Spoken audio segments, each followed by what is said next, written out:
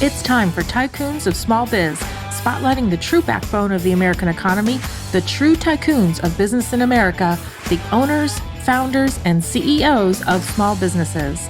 The show's hosts, Austin Peterson and Landon Mance, are registered representatives of Lincoln Financial Advisors Corporation, a broker-dealer member SIPC, and registered investment advisor.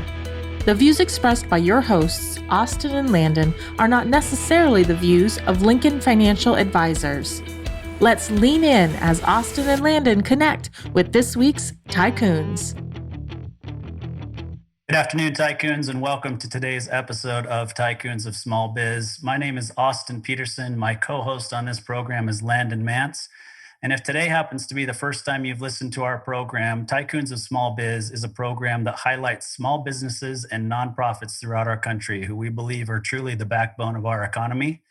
And so we take an opportunity once a week to highlight one of those businesses or one of those nonprofits and let them tell their story and get it out there any way that we can. So with that being said, today is National Volunteer Day. My wife informed me of that this morning. She happens to be one of the guests on today's program. So I can tell you that this is episode 50. And before the program even starts, my favorite guest ever to be on this program is Robin Peterson with Their Story is Our Story. And she's also joined by Sherianne with Their Story is Our Story. Welcome to the program, ladies.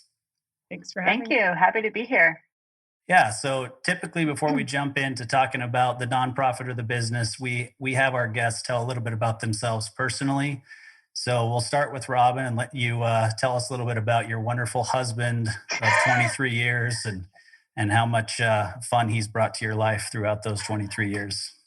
Well, as he just said, we have been married for 23 years. We've got two amazing kids. One just turned 21, our son, and he is at ASU Cronkite Journalism School. And our daughter, Ella, will be graduating this year and headed up to school in the fall. I, myself, professionally and with schooling, I have a degree in history, and I've always been very, very just drawn to studying history, studying people, and I've built a professional genealogy business, doing so as well. I'm just happy to be on here. My other love and passion is volunteerism. I'm not tooting any horns or anything. I'm trying to, that's where I'd love to spend quite a bit of my time, as much of my time as I can, especially since our kids are pretty grown. Great. Happy to be here.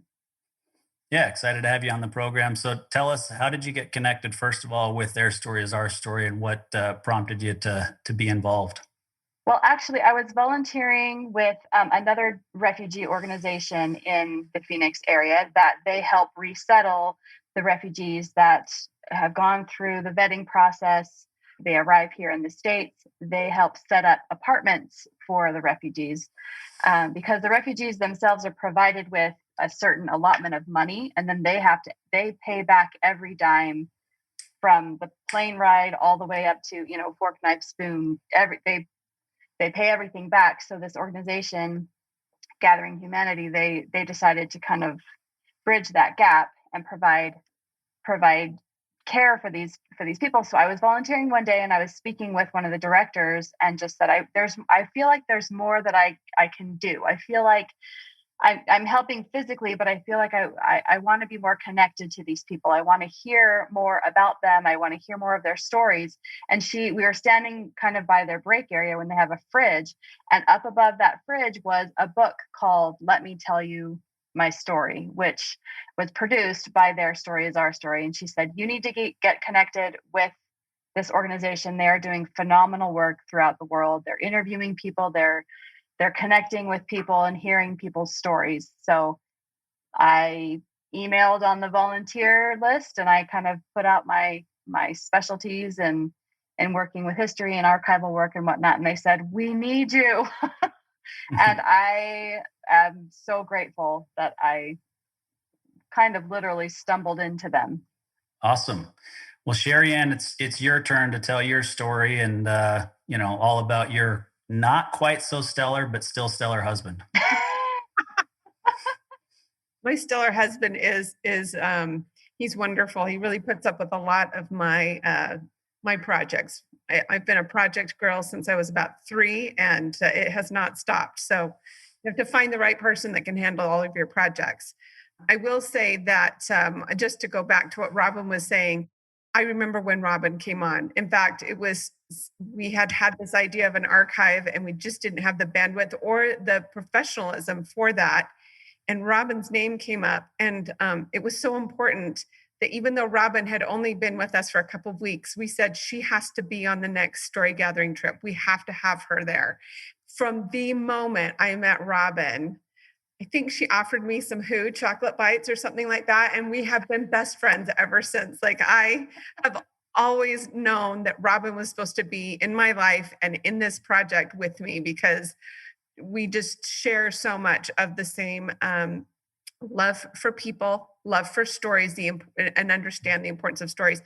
My education background is in it's in writing, and it's in language acquisition. I taught school in Luxembourg when I was just a sophomore in college, and had my first interchange with refugees. They became my friends. They taught at the same language school that I was teaching at.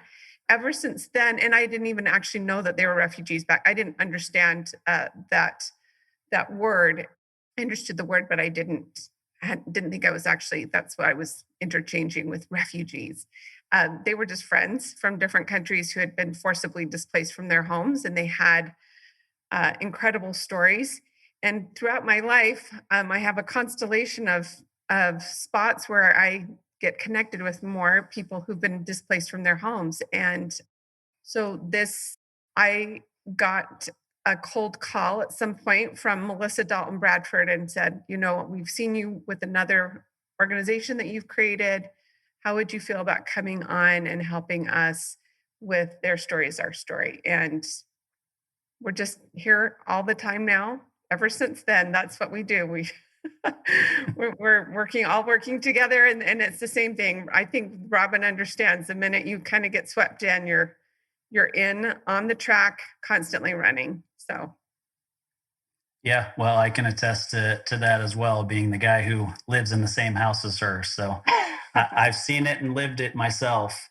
So given the fact that 3 of us on the call speak French, I mean, there's an easy way to exclude Landon from the rest of the interview. What do you think, Landon? Yeah, well, something I'm holding in my back pocket here. You're gonna wish that she didn't speak English. Your wife, when I dropped this bomb. So, Oh, but I'm not ready for that yet. I'm getting there. I gotta wait for the right moment. it's still I'm sure we will get there. It's coming. Yeah, I'm guessing it has something to do with pardon my French, but that I'm sure that one's coming. All right, so let's talk a little bit more about refugees in general. So, I mean, you guys are both affiliated with this program. I think that, with this nonprofit, but I think that what happens in our country is there's a gross misunderstanding of what refugees are, or who refugees are, who asylum seekers are, the difference, and then basically the way that people are viewed as refugees or asylum seekers, unfortunately, in our country, is viewed through this political lens of, I believe that the borders should be open, or they shouldn't be open, or I want some people coming in, I want other people not coming in. And so I think you guys kind of get caught in the middle of this. And so maybe just tell us a little bit about how the program came about, and describe what a refugee is, what an asylum seeker is, and why they are important to our society in the U.S. So, Austin, it's interesting. Refugees were defined back after World War II, basically. There was a UN definition that was created based on the experience, and this is Robin's whole focus of study on Jews who had been persecuted during the Holocaust. So the UN created this definition, and it was very focused on this group of people. It did talk about people who had been displaced from their homes because of their creed, their nationality, their race, and it stopped there. And that was a place, that definition determined resource allotment. It determined placement in countries. But that's, 60, 70 years ago that we're talking about that definition being created. Since then, other conflicts have come up that have lent themselves to the same exact situation. For example, asylum seekers.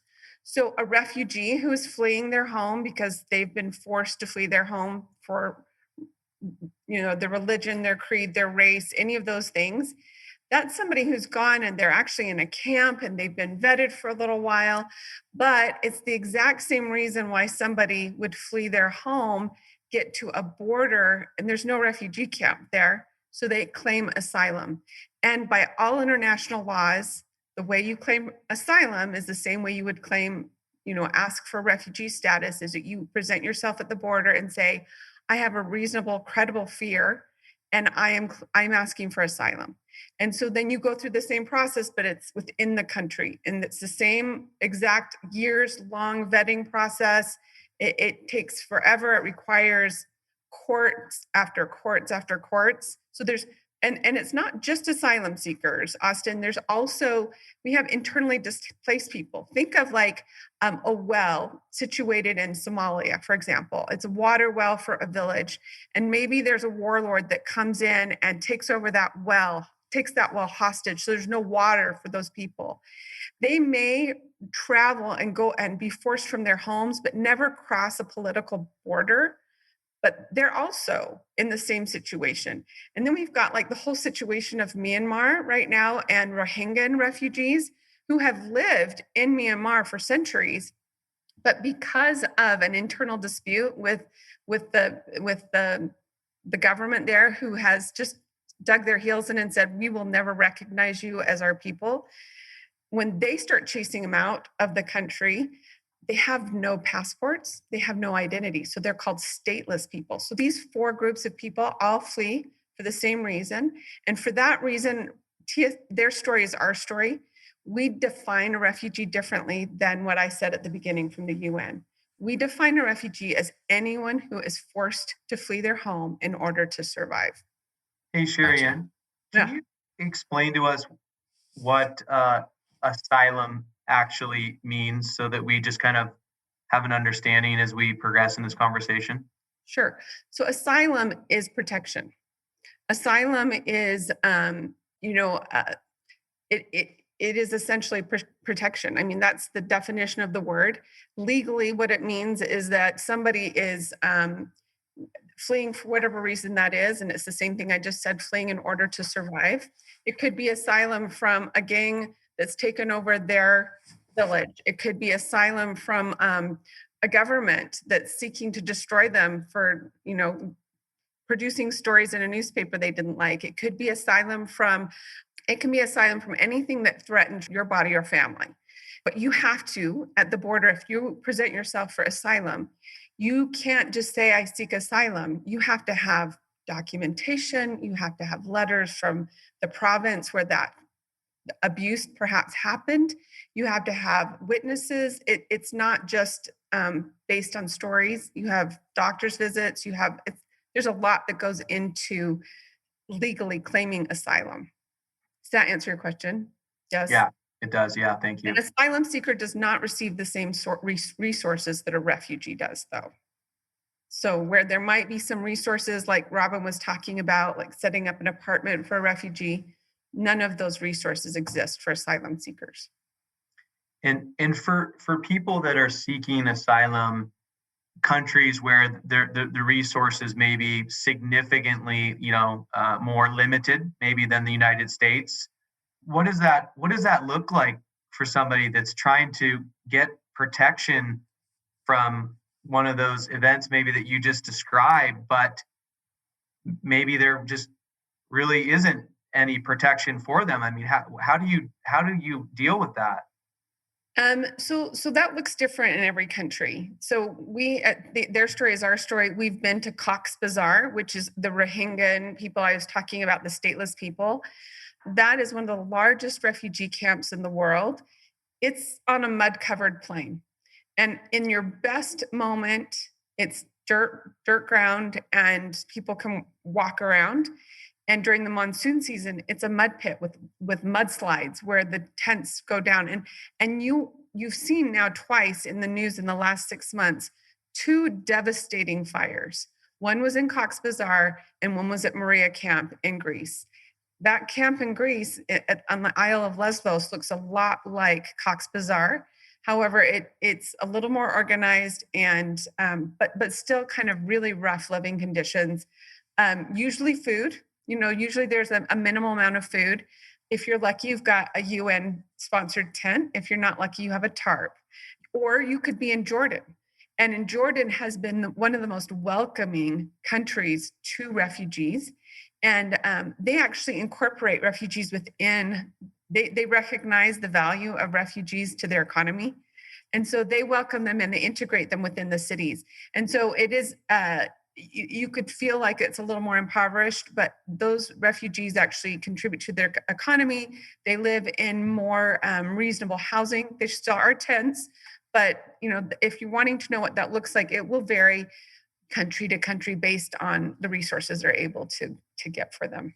Yeah, so let's actually, well, first, Cox's Bazar, tell us what country that's in. So Cox's Bazar is in Bangladesh, but it services the Rohingya people from Myanmar.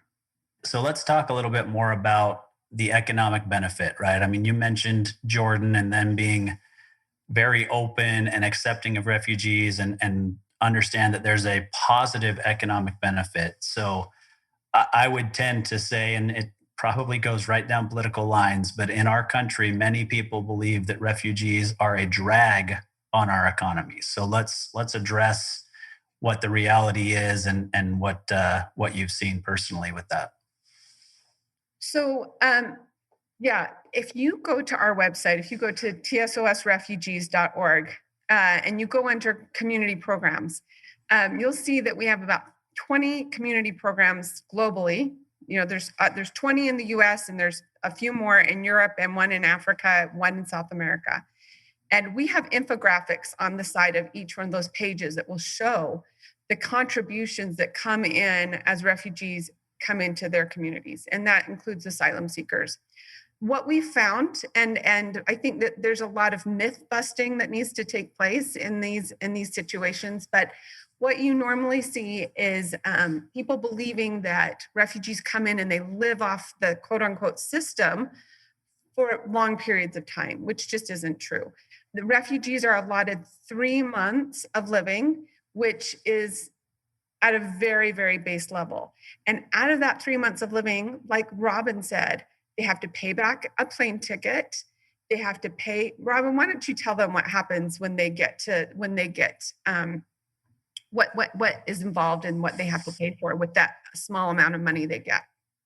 Well, when they're in wherever they are throughout the world in their refugee camp, they have to apply and apply and apply. And some refugees they live in a refugee camp for 20, 30 plus years. I mean, they're raising their families in these camps, all the while trying to get, sometimes they have a choice. If they've got a family member or a sponsor in a specific country, then they're allowed, then they, through all this vetting process, they're allowed to come over. They're given that 3 month, their housing is paid for, their flight is paid for, like we spoke of before. But they have to pay that back. They're required to pay that back. All services essentially stop at 3 months. And they're assigned once, so say they're coming to the US, and I'm just familiar with the Phoenix-based organizations, so I'll just speak to that. But they're assigned a caseworker who then works with different organizations to find them housing. And the housing is, Austin, he's come to help set up some apartments as well. And they are not grand hotels. They are bare. They are not dirt floors like Sherianne was talking about, but they are very, very low income, basic houses. They are given this allotment, and that's why organizations like Gathering Humanity or other ones step in, because they, with the money that they have, they are supposed to then learn English, get a job, and do all of these things, get their children signed up for school, get established, as if any one of us were to move to a different city.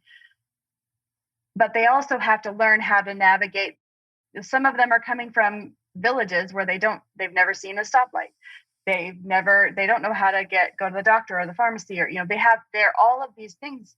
So gaps are being filled by various organizations like Gathering Humanities, Setting Up Food. There's another one that I work with called the Somali Center. They teach classes, English and cooking and citizenship, all those types of things, root people on. Through their caseworker, they are helped to find a job, and so vast majority work at airports or hotels or warehouses. And so during COVID, in the Phoenix area alone, 90% of them were out of work, obviously no fault of their own.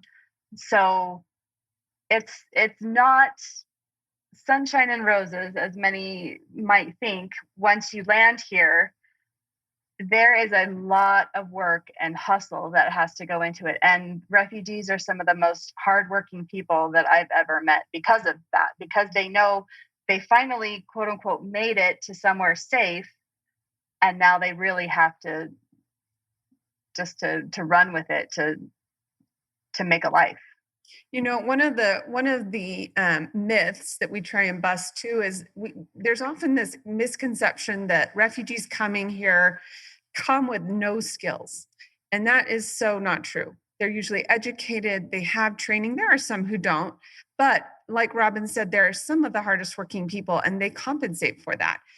Statistics every year show that refugees and immigrants coming into our country far repay any benefits that they receive as they come here.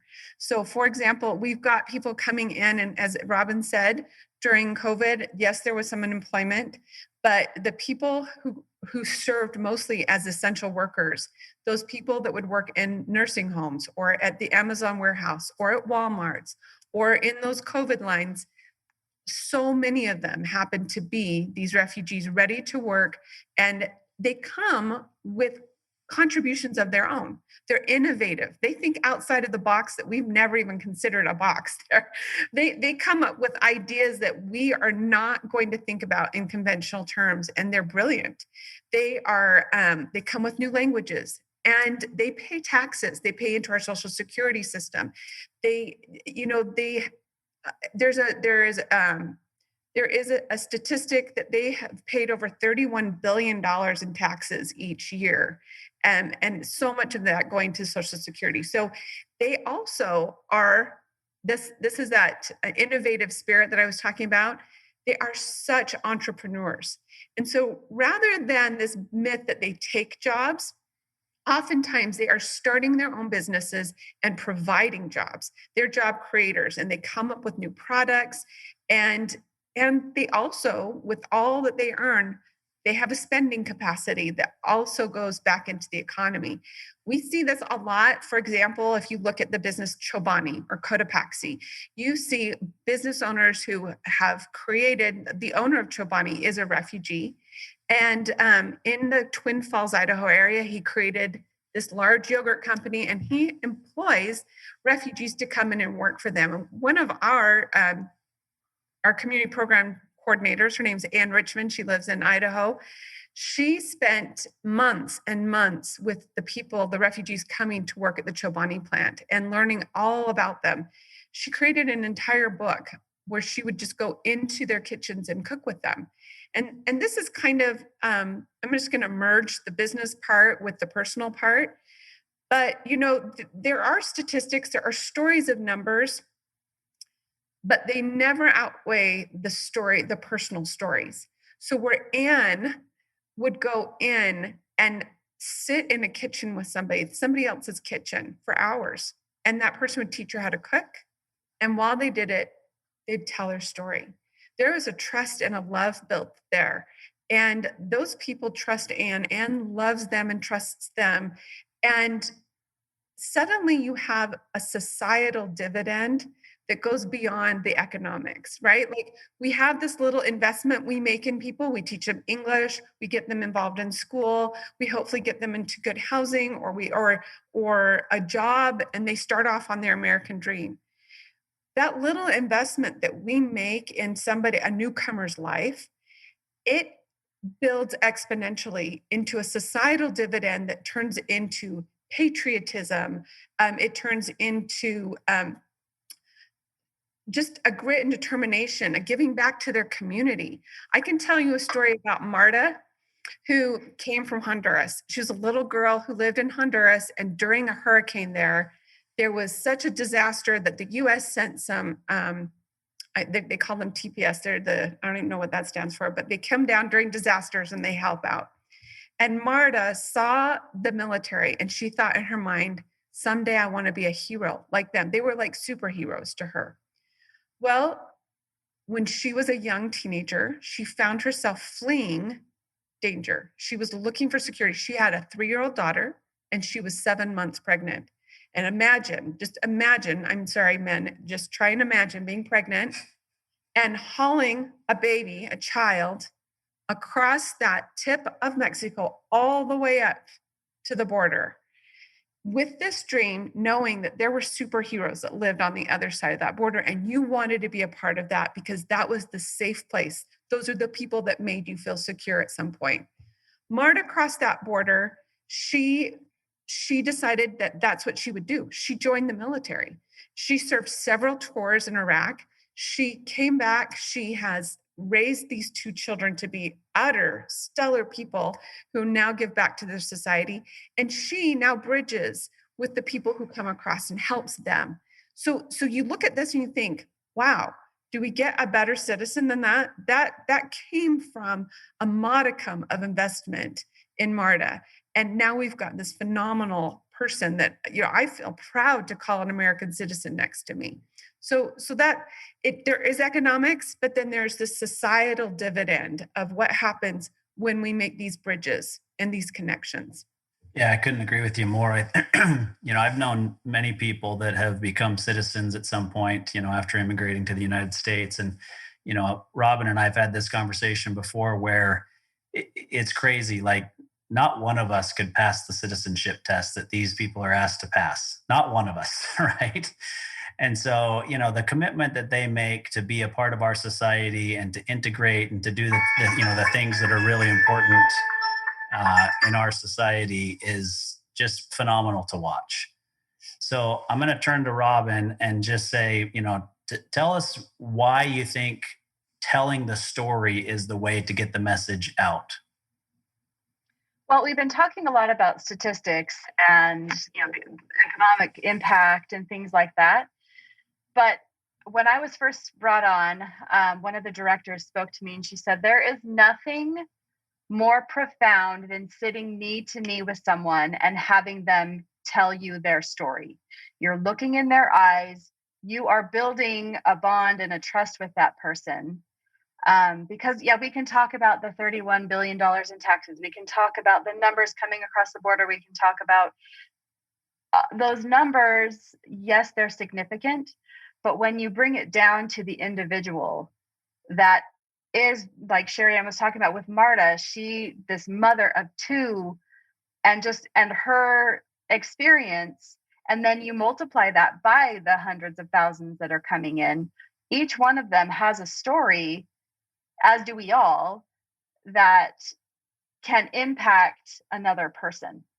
So we might talk about this in a little bit, but I run an internship for Their Story is Our Story. And last night, I have a weekly call with the interns. And last night I was speaking with one of them, and her family they are refugees. And she is a dynamo. She is in Oregon, and she's going to school. And she said that she had to present at a political conference about refugees.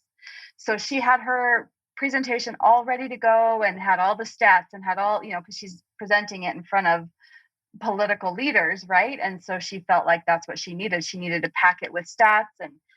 And she said last night, she said, you know what? A day or 2 in advance, I got the distinct impression that's not the direction you're supposed to go.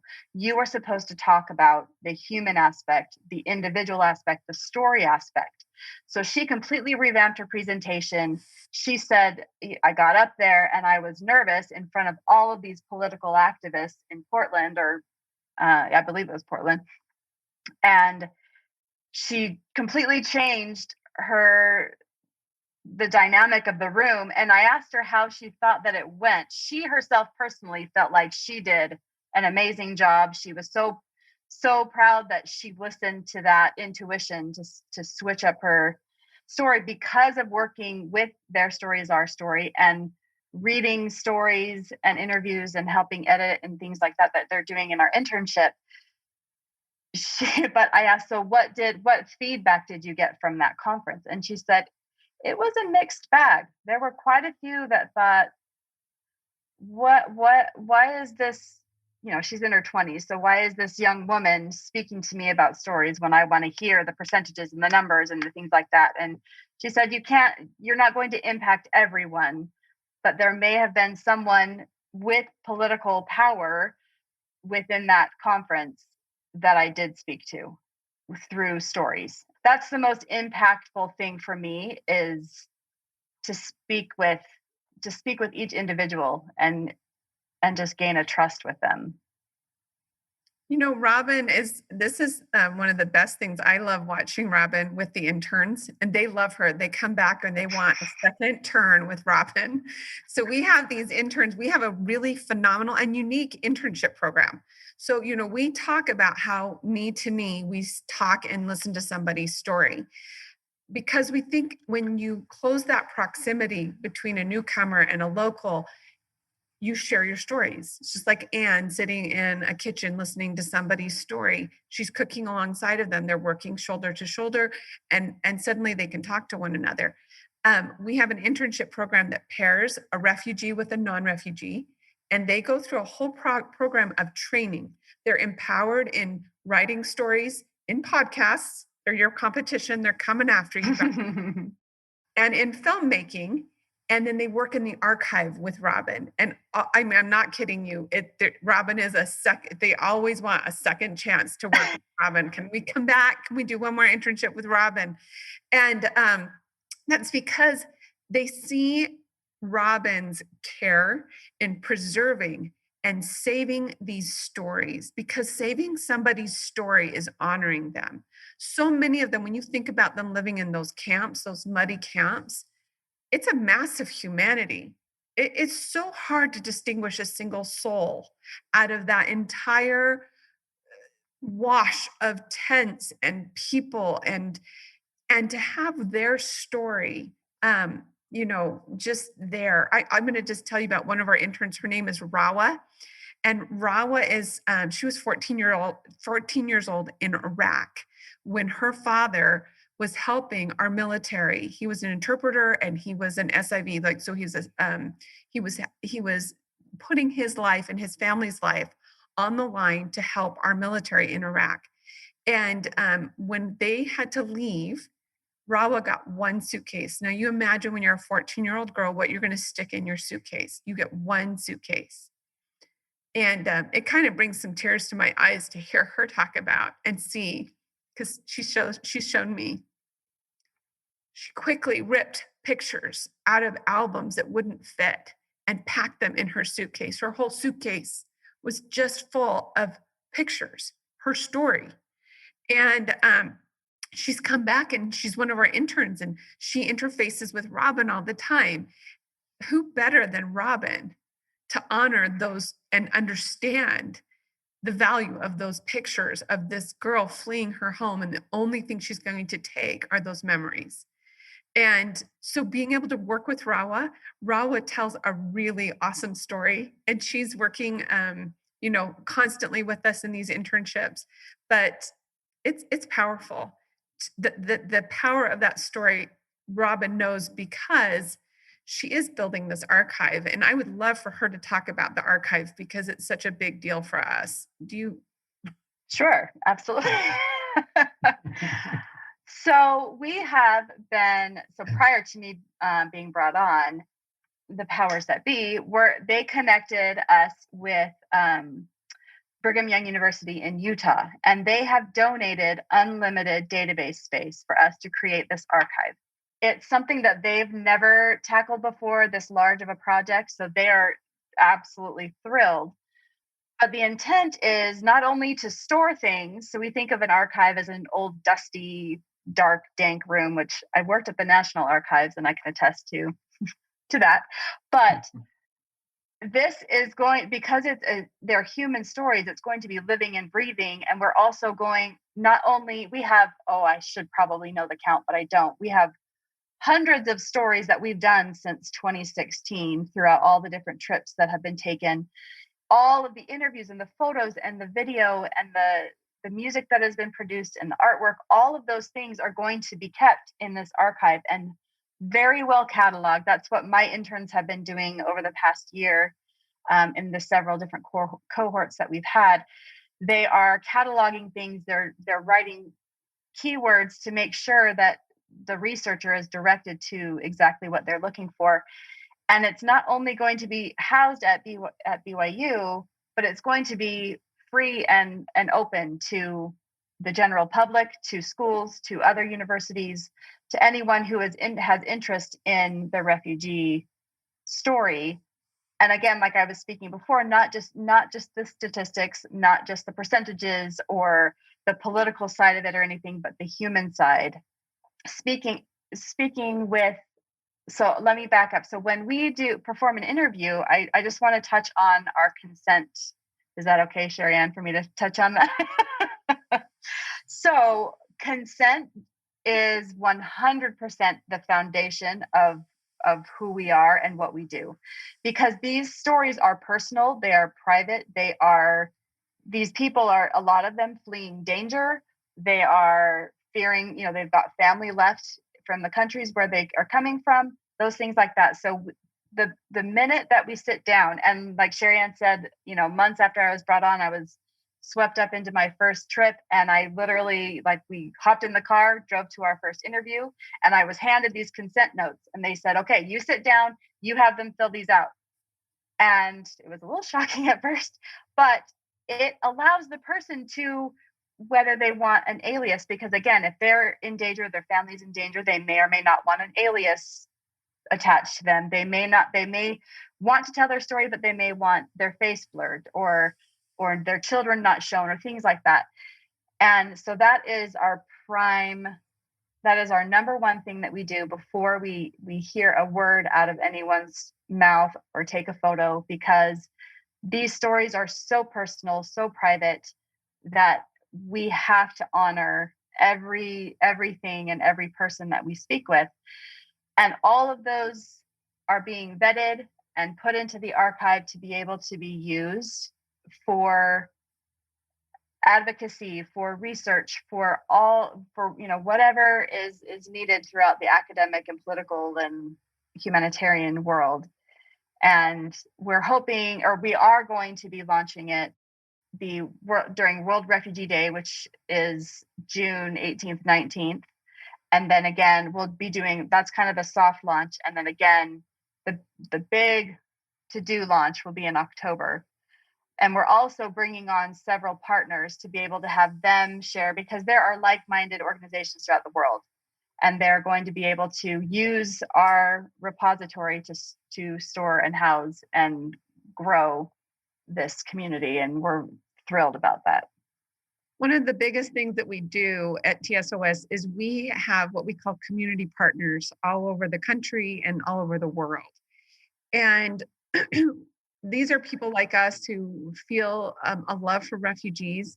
And they may or may not have already made connections with the IRC or UNHCR or Catholic Charities, any of these organizations that take care of refugees. But by virtue of working through our platform, they're able to connect with these partners that Robin was just talking about.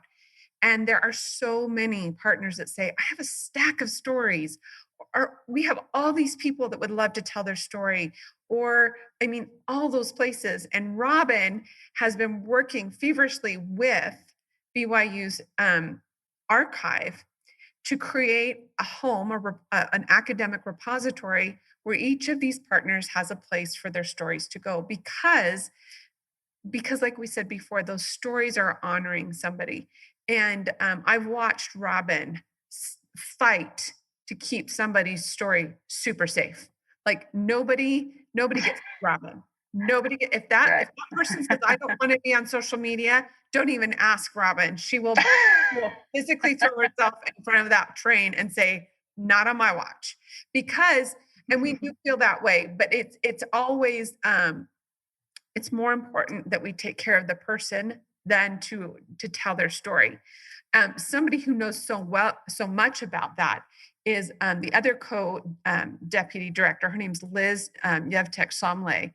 She also lives in Arizona right now. And Robin was talking about how this archive will be having its soft launch for World Refugee Day, but then will feature heavily during a large symposium. It's called the Sperry Symposium at BYU. And Liz has used her refugee experience. She's a refugee from Serbia, and she has pursued so many levels of education, a PhD, and efforts to understand, displacement of people. And she is presenting. So TSOS is going to feature TSOS stands for Their Story is Our Story. Is going to feature very heavily, and Robin's archive. Robin's archive. It is not my archive. Our archive is going to be front and center in this symposium, and opening its doors to all of these partners that our communities bring in, all of their stories. And again, like she said, it's free. It is open for curriculums, for high schools, to colleges to come in and see what are the causes, what are the conflicts that create displacement? How do we stop that? Or once they start coming, how do we welcome them? What's the best way to create that societal dividend we just talked about? That is all centered in that archive that Robin has been working so hard on. Yeah, that's awesome. So I'm just going to make a quick comment, and then I'm going to turn it over to Landon so he can get his questions and or jabs in. But,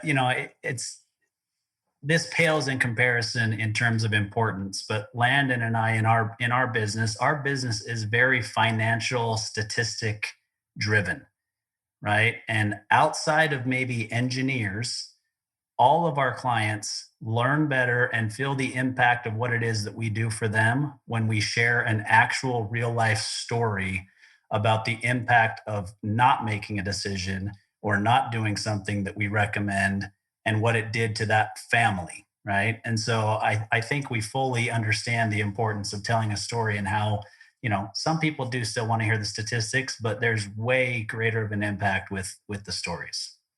Yeah, Absolutely. Yeah, well said. Earlier in the conversation, I was thinking about something in relation to that, Austin, which was a lot of times when Austin and I get on a call to present something to our either prospective clients or existing clients, one of the very first slides, PowerPoint slides that we usually cover, we put it in the beginning of the presentation. It's called a framework for purposeful living. It's a circular infographic, and it talks about, time with family, and it talks about financial stuff, and it talks about volunteerism and all this, stuff. So we try to communicate to these people that the work that we are attempting to do with you is much more than just managing your investments and stuff like that. So yeah, Austin, we're certainly on the same page there as far as what we're gathering from these wonderful ladies. But Robin, I had a question for you. This archive, I can't even begin to pretend to understand the depth and the breadth of what this thing is all about, but can you just kind of tell us, like, what is this archive? Is it online? Is there a brick and mortar place to physically go to? Is it a combination? Like, help us understand, like, what is this actual archive that you guys are building? Sure. It's through Brigham Young University's library, but it will be 100% online. So all of the content will be just through their portal's search. So if you've ever gone to, you go to a library's well, they used to be physical card catalogs, but now it's, obviously it's an online forum, just like you would a Google search or any other platform that you needed to go to a search box. You can type, because of the work that my interns have been doing. They're phenomenal. I'm going to plug them again. They are phenomenal. They're producing keywords, because we all know we're in the land of search engine optimization, right? So you plug in whatever, like Sherianne was talking about, if you want to learn about displaced people, or you want to learn about women, women in refugee crisis, or whatever it might be, you can type in those words, and just as if you were on Google, a whole slew of all the PDFs of interviews, all the digitized photos, audio files, video files, those will all be present within there. So it's within Brigham Young University's digital library, if that makes sense. Okay. Gotcha. Okay. Yeah. Very cool. Very cool. And, for some people that may not be aware, the Church of Jesus Christ of Latter-day Saints, right, is very much associated with BYU. And for people maybe that are not, familiar with this part of the church, is that we are really big on family history. And so I'm curious, and I would assume that maybe people from the church that you go to your actual building and your group, your ward, I would assume that you might be that person, right? The family history expert that everybody comes to I used to be on connecting their family. Am I right? Yeah, I used to be, until Austin and I now we help with service aspect throughout our organization, or our congregation. And that's I've always had a passion for history, like I said, and for the Holocaust. I was working on my Holocaust studies master's degree years ago, and then life happened, family happened, whatnot. But then I became a professional genealogist, and nowadays, like I was saying, old card catalogs or old dusty rooms. Now, a good chunk can be done online, and so it's connecting family, connecting that story through documentation, and that's exactly what we're trying to do here with Their Story is Our Story, is connecting the human aspect through the documentation that we have gathered. Yeah, that's incredible. Well, at some point in the future, we would love to reconnect with you ladies, and we'd like to get one of the immigrants or refugees that you guys have gotten to know over the years that maybe has started a business. We'd like to, circle back with you on that, and love to have maybe one of them come on the show, and we can kind of, plug all this together. So, yeah, we'll circle back with you on that, but I think that would be really cool. So, yeah, as we start to kind of press up on time here, you ladies have made our job very easy today, which we thank you for, because these are always the best interviews when you guys spend, we want you spending 75, 80, 90% of the time doing the talking, because that's exactly why we have you here. But so we've got about call it 8 to 10 minutes left. What should we be talking about for the next 10 minutes? What's something that maybe we have not talked about that's really important in regards to your guys's, mission and vision of your organization, so that we just want to make sure that we touch on something maybe we have not talked about yet.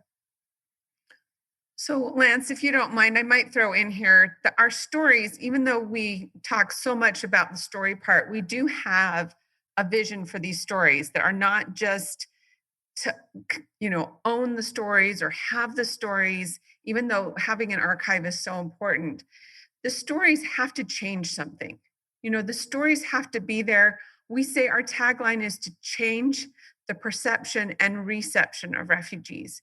From the beginning of TSOS, of Their Story is Our Story, when Melissa Dalton Bradford and Tricia Limer were sitting knee to knee in high schools with Syrian refugees coming in, there was always this desire to make changes, we have to change the way we welcome them. We have to make changes so that society will benefit from the societal dividend.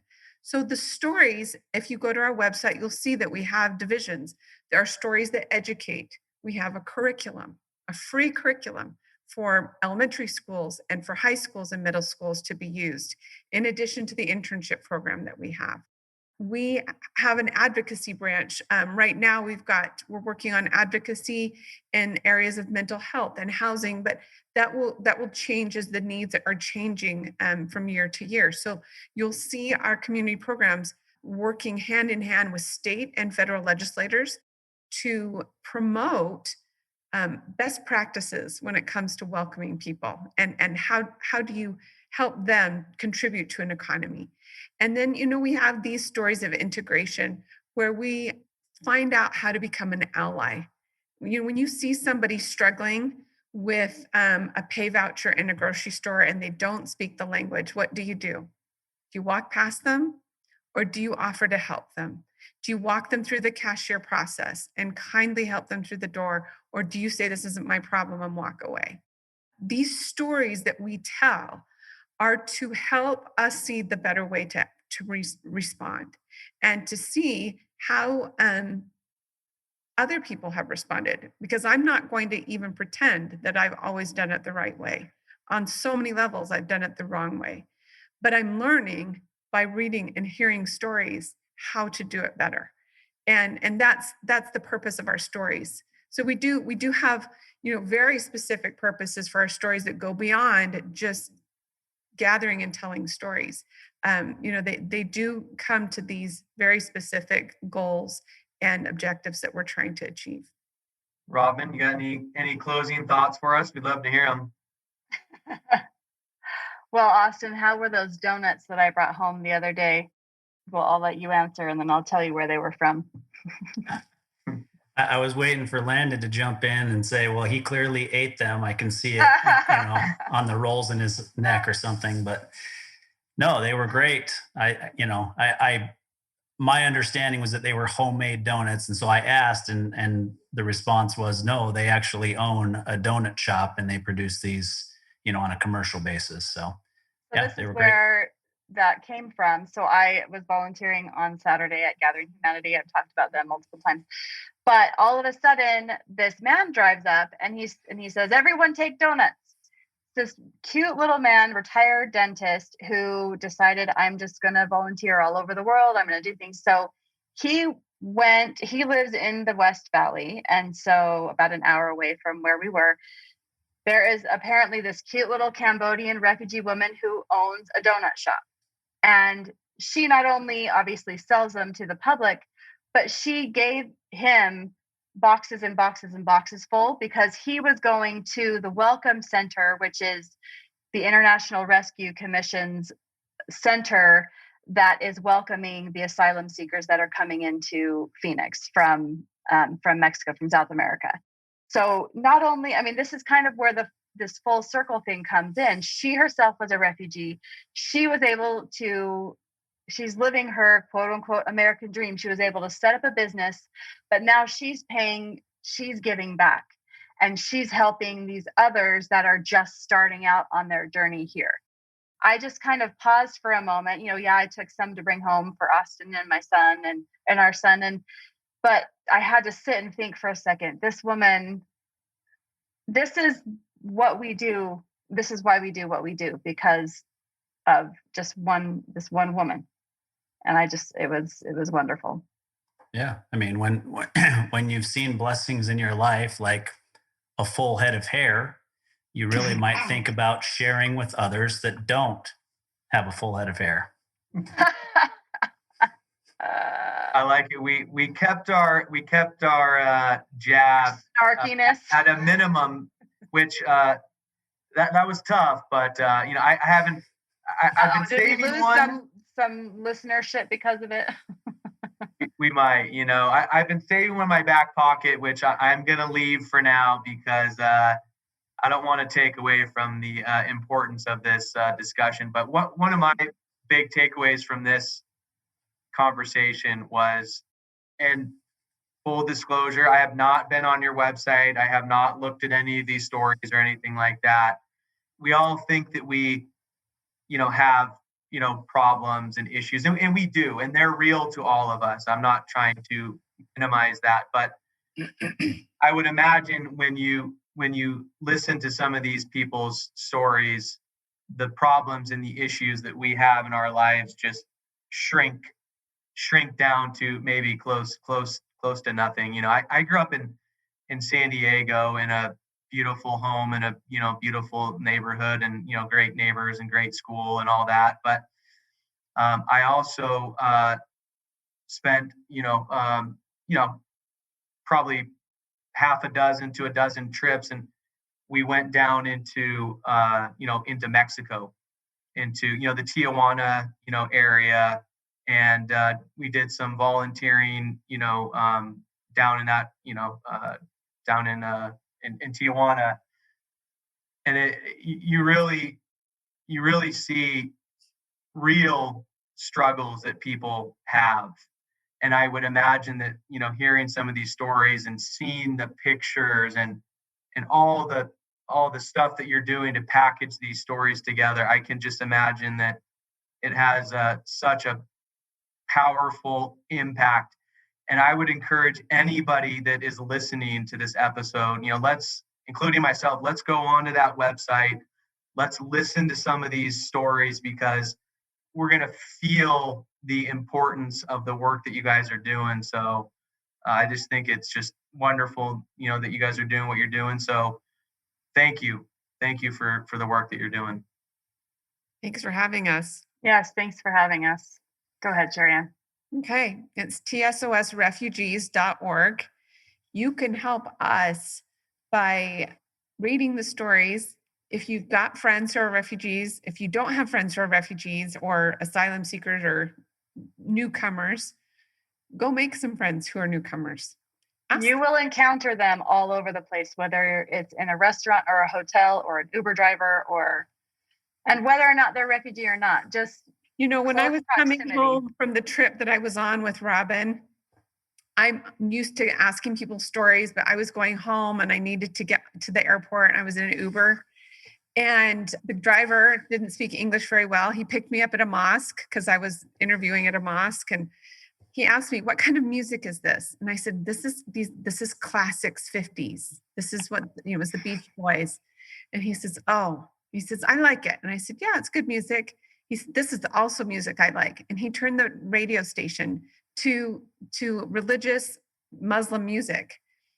And, he was sharing something with me. He was sharing a part of his story with me. And it was beautiful music. I would ask people to ask those questions. Tell me about your favorite music. Share with me your favorite food. Close that proximity and listen to somebody's story. It will make all the difference in your life. Great. Well, thank you so much to both of you for being on the program. We really appreciate what you're doing for the refugee and asylum seeker communities. And we appreciate you coming on and telling your story here on Tycoons of Small Biz. Thanks for having us. Thanks.